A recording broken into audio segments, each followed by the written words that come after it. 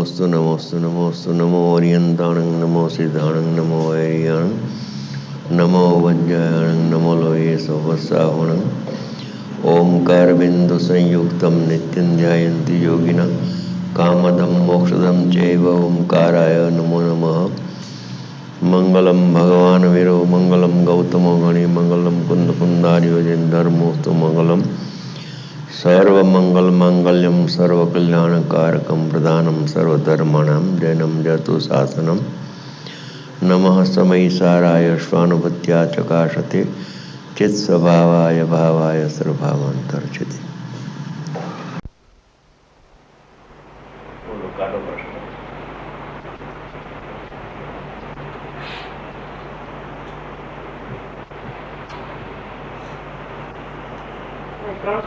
ગાથામાં જેમ નેત્ર તેમજ જ્ઞાન નથી કારક નથી એ ભેદ કરે જાણે જ કર્મોદય નિદ્રા બંધ તેમજ મોક્ષ. આમાં જાણે શબ્દનું પ્રયોજન શું છે? જાણે શબ્દ એટલા માટે વાપર્યું છે કે કરતા નથી, માત્ર જ્ઞાતા છે. ત્યાં અકર્તાનો પાઠ છે, ત્યાં ધ્યેયની વાત છે, ત્યાં જ્ઞેયની વાત નથી. જે 24 ગાથા છે એમાં એકલા ધ્યેયની પ્રધાનતાની વાત કરી છે. ધ્યાનનો વિષય ટીકામાં પણ એમ લીધું છે, ગુરુદેવે પણ એમ લીધું છે. અને જ્ઞેયનો વિષય તો વસ્તુઓને એ પોતે કળશમાં છે એ લીધું છે. આમાં તો એકલા ધ્યેયની વાત છે. તો ધ્યેય હંમેશા અકારકને અવેદક જ હોય. એમાં એને કરતાપણું, પરિણામનું કરતાપણું બિલકુલ એમાં છે એની વસ્તુમાં. અને ખરેખર પરિણામથી થાય છે એટલે આત્મા એને કરવું એ અશક્ય છે. એમ કે એક સતના બે કરતા ન હોય. પરિણામને કરે અને એ પરિણામને ભગવાન આત્મા પરમાત્મા કરે.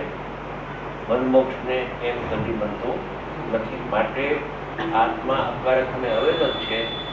કરતા નથી તો શું છે કે જાણનાર છે, પરિણામને જાણે છે. એટલો શબ્દ એમનું લીધું. હવે એ જાણે છે એ પ્રશ્નમાં એમ થઈ શકે કે જાણે છે એને, તો એનું જાણવું જે છે એ ખરેખર એને કોણ જાણે છે અથવા જાણે છે એવો શબ્દ કેમ આવ્યો? જેમ કરતા નથી એમ જ્ઞાતા નથી, એમ બે આવવું જોઈએ એમ કેટલાકના વિચારમાં આવે. તો એનો જવાબ એવો છે કે કરતા નથી એટલે એને જ્ઞાતા જ કયા છે, બીજો કોઈ ઉપાય નથી. અને હંમેશા ભેદને જાણે છે એ વ્યવહાર છે. એને નિશ્ચયની વાત કરી અકારક અવેદક, તો નિશ્ચયની વાતમાં તો એને અકર્તાથી થયો, તો પછી એને જાણે છે એમ કહ્યું તો એ વ્યવહાર થયો. ભેદને જાણે તે વ્યવહાર, અભેદને જાણે તો નિશ્ચય. અહીંયા તો અભેદનું ઉલ્લંઘન લેવડાવવું છે ધ્યેયનું. એટલે અહીંયા જાણવાની વાત તો એને જાણે છે એમ કહ્યું. તો હવે જાણે છે કોણ? અતિન્દ્રિય જ્ઞાન જાણે છે, ઇન્દ્રિય જ્ઞાન જાણે છે, કે સન્મુખ થઈને જાણે છે, કે સત્સન્મુખ થઈને પરિણામને જાણે છે. એવા ઘણા પ્રશ્નો ઉત્પન્ન થઈ શકે છે. એટલું જ એમાં લેવું કે અભેદને જાણે છે નિશ્ચય, ભેદને જાણે છે વ્યવહાર. એમાં બધી વાત આવી. ભેદને જાણે છે વ્યવહાર એટલે ખરેખર ભેદને જાણતો નથી. વ્યવહારની પસંદ કર્યું ને એટલે વ્યવહારને અવતાર છે એમાં ઉતારી. બીજું એમાં બે પ્રકાર એવા છે, આપણે એની ચર્ચા કરીએ તો કે એક તો જ્ઞાન અભેદગ્રાહી જ હોય. ભેદગ્રાહી જ્ઞાન હોતું જ નથી. એટલે અતિન્દ્રિય જ્ઞાન એને જાણે છે એમ નથી, પણ અતિન્દ્રિય જ્ઞાનમાં એનો પ્રતિભાસ દેખીને ઉપચારથી એને જાણે છે એમ કહેવાય એક. અને બીજું જે ભેદો છે બધા સવિપાક ને અવિપાક નિર્ધારણ બધું છે ને, ઘણું બંધમુક્ત જાણે છે, કરતો નથી. તો એ ભેદને જાણનારું એ માનસિક જ્ઞાન છે, બુદ્ધિનો વિષય છે, જ્ઞાનનો વિષય નથી. પણ હારે હારે સવિકલ્પ દશામાં કોઈ કોઈને વ્યવહાર જાણેલો પ્રજ્ઞાન છે. એમાં એવું 12મી ગાથામાં કોઈ કોઈને કોઈ વખતે, કોઈ કોઈને અને કોઈ વખતે 3 શબ્દો છે. તો અજ્ઞાનીને નહીં, પરમાત્માને નહીં, પણ સાધકને. સાધકને નિર્વિકલ્પ ધ્યાનમાં નહીં, પણ સવિકલ્પ ધ્યાનમાં એ જ્યારે હોય છે ત્યારે આત્મા કરતા નથી, માત્ર પરિણામ જાણે છે. એવો વ્યવહાર ઊભો થાય છે. હવે જે વ્યવહાર ઊભો થયો એ વ્યવહાર ખરેખર ગુણભેદને જાણે છે. તે બુદ્ધિગોચર છે, જ્ઞાનગોચર નથી. જ્ઞાનનો વિષય તો અભેદગ્રાહી છે, સ્વભાવગ્રાહી જ્ઞાન છે. અને આ પરિણામ છે, એ પરિણામને કરતો કેમ નથી કે ખરેખર પરિણામ પરદ્રવ્ય છે. તો પરદ્રવ્યને કોણ જાણે? બસ બસ બસ. જ્ઞેયને કોણ જાણે? જ્ઞેય. ઇન્દ્રિય જ્ઞાન જ્ઞેય છે, જ્ઞેય જ્ઞેયને જાણે છે એમ લેવાય. કે આ પ્રતિભાસ દેખીને અતિન્દ્રિય જ્ઞાન એને જાણે છે. ઉપચારમાં આવે છે 2 પ્રકાર છે જાણવામાં. બાકી ખરેખર તો જ્ઞાન અભેદને જાણે છે, ભેદને જાણતું નથી, ભેદની સન્મુખ થતું નથી, ભેદનું લક્ષ્ય કરતું નથી. એવી કોઈ વ્યવસ્થા જ નથી કે ભેદનું લક્ષ્ય કરીને ભેદને જાણે. એ જ્ઞાનનો ધર્મ જ નથી, લક્ષ્ય કરે જ નહીં.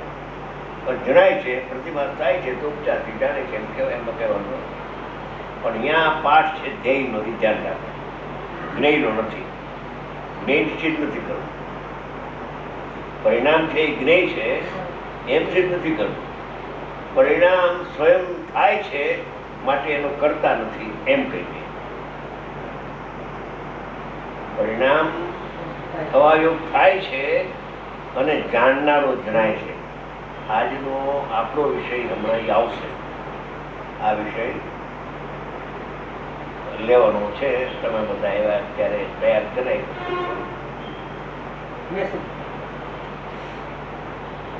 એટલે એને જાણે છે એ ઉપચાર છે, વ્યવહાર છે, જાણે છે. એને જાણે છે એ વ્યવહાર છે, એમ કરતા નથી માટે જ્ઞાતા છે.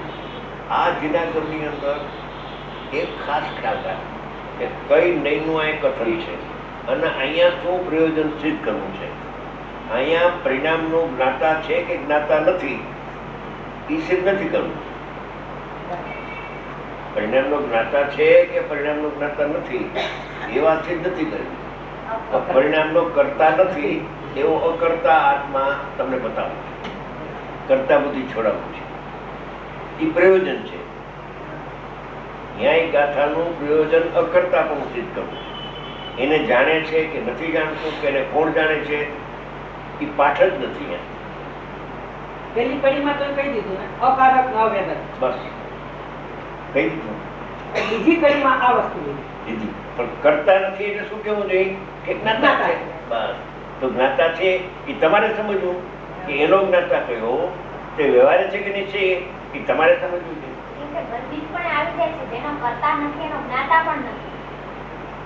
એ હમણાં આપશે બધી વાતમાં. બીજી વાત જે લેવી છે ને એમાં બધી ખુલાસો તમારો આવે. પ્રતિભાસ દેખીને એ વાત વધારે. પ્રતિભાસ દેખીને જેમ કે કેવળ જ્ઞાનમાં લોકાલોકનો પ્રતિભાસ દેખીને કેવળી ભગવાન લોકાલોકને જાણે છે. એ વ્યવહારનું કથન બરાબર છે, બરાબર છે, બરાબર જ છે. ને એ લોકાલોક એમાં પ્રતિભાસ થાય છે એ બરાબર છે. પ્રતિભાસ થાય છે એ બરાબર છે. લોકાલોકને જાણે છે એમ નથી. અને પ્રતિભાસને ઉડાડી શકાતો નથી. કેમ કે પ્રતિભાસ છે તો એને તથા પ્રકારનું જ્ઞાનનો આવિર્ભાવ થઈ જાય છે. એ થાય છે જ્ઞાનનું. જે પ્રતિભાસ થયો પોતાના અને પરના આખા વિશ્વનો પ્રતિભાસ થાય છે. તો કેવળી ભગવાનને પૂછો કે મારે કેટલા ભાવ, તો એ કહી દે તમને. કેમ ક્યાંથી કે છે કે એ તમારા ભાવનો પ્રતિભાસ એમાં છે, એમાં અંત આવી ગયો છે તમારા ભાવનો. એ એવું જાણે છે ને જણાય છે એમાં. એટલે એ જ્ઞાનમાં એવું જાણ્યું, એ જ્ઞાને જેવું જાણ્યું એવું જાણ્યું, એવી વાણી આવી. જ્ઞાને જ્ઞાનને જાણ્યું, નહીં ને નહીં. જે પ્રતિભાસ થયો જ્ઞાનમાં કે આને 8 ગુણ છે, આને 15 ગુણ છે વગેરે, તો એવો પ્રતિભાસ તો છે જ. પહેલેથી જ હતો. તમે પૂછ્યું તો એનો આવિર્ભાવ થાય છે, જ્ઞાનનો આવિર્ભાવ છે. જ્યાં જ્ઞાન જ જણાય છે, જ્ઞાનમાં જે જ્ઞેય જણાય છે એવું જ્ઞાન જણાય છે કે જે જ્ઞાન આત્માથી અભેદ છે, પાછું છૂટું પડતું નથી. એવું છે અંદરમાં. એ જાણવાના વિષયો છે બધા. ઠીક છે, આપણે તો અત્યારે 320 ગાથા ધ્યેયની છે, એમાં એટલું જ લેવું કે કરતા નથી, ભોગતા નથી, માત્ર તેને જાણે છે. હવે એ જે જાણે છે એમાં રાખ્યું, આપણે હમણાં જાણે છે એ કાઢી નાખ્યો છે. હમણાં 5 મિનિટમાં બીજી ગાથાનો આધાર લઈને, બીજી ગાથાનો એ સમયસારનો આધાર. સમયસારની 6ઠ્ઠી ગાથા ગુરુદેવ કે છે 6ઠ્ઠીનો લેખ છે, એમાં ધ્યેય ને જ્ઞેય બે વાત કરી છે. 11મી ગાથામાં એકલા ધ્યેયની વાત કરી છે કે વ્યવહાર સઘળો ઉતાર છે, ઉતારને આશરે સમયદર્શન થાય છે. 11મી ગાથામાં એમ કહ્યું.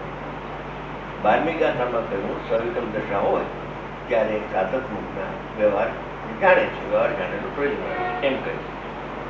12 ગાથા સુધીમાં કોઈ જીવ લાયક પાત્ર હોય તો 12 ગાથા સુધીમાં પામી જાય છે, અને પામ્યો ન હોય તો એના માટે 9 તત્વોનો વિસ્તાર આ સમયસારમાં આવવાનો છે. હવે 9 તત્વનો વિસ્તાર તો બધા જ એના ગમમાં છે. એમાંય ખાસ કરીને દિગંબર શાસ્ત્રોમાં તો 6 દ્રવ્યને 9 તત્વથી ભરેલું જ હોય છે. કોઈ શાસ્ત્ર એવું ન હોય કે જેમાં 9 તત્વનો વિસ્તાર ન હોય. શ્વેતાંબરમાં 9 તત્વ છે, સ્થાનકવાસીમાં 9 તત્વ છે. બધા 9 તત્વને માને છે, જાણે છે. પણ ભૂલ એ થઈ ગઈ, અભૂતાર્થને એ 9 તત્વને જાણ્યા આજ સુધી. ભૂતાર્થને એ 9ને જાણ્યા નથી.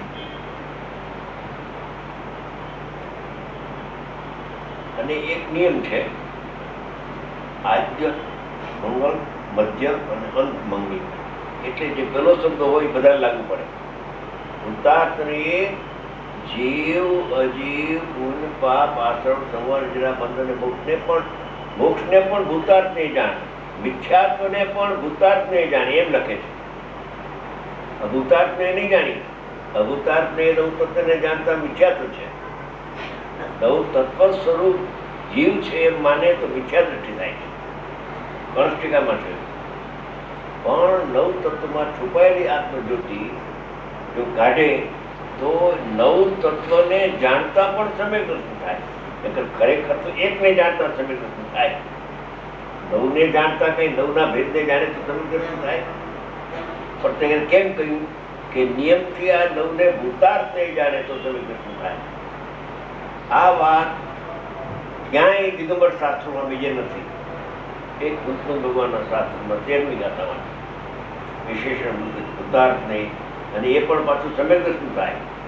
9ને જાણે તો 9ને જાણવાની રીત કોઈ જુદી છે. એમાં એમ કે છે કે પરિણામ થવા યોગ થાય છે અને જાણનારો જણાય છે. પરિણામ થવા યોગ થાય છે અને જાણનારો જણાય છે. એટલે પરિણામનો કરતા અવયોગ. અવયોગ થાય એને કોણ કરે? ન થવા ના હોય એને કોણ કરે? કોઈ કરી શકે નહીં. પરિણામ સમયવર્તી થવા યોગ થયા જ કરે છે, અનાદિ અનંત. હવે કે છે કે રાગની ઉત્પત્તિ થઈ સમય સમયે તો એને ભૂતાર્થ ને તું જાણ. ભૂતાર્થ ને જાણી તો રાગનો હું કરતા છું, રાગનો તું સ્વામી બની જાય. કેમ કે રાગ તારા કરવાથી થતો જ નથી. કેમ કે કરવું એ આત્માનો સ્વભાવમાં જ નથી. ભૂતાર્થને જીવને જાણ કરવું એમ લખ્યું. હવે એ જીવના બે ભેદ, 10 પ્રકારના પ્રાણથી જીવ જીવે છે એ જીવ છે, એ અભૂતાર્થ નહીંથી છે.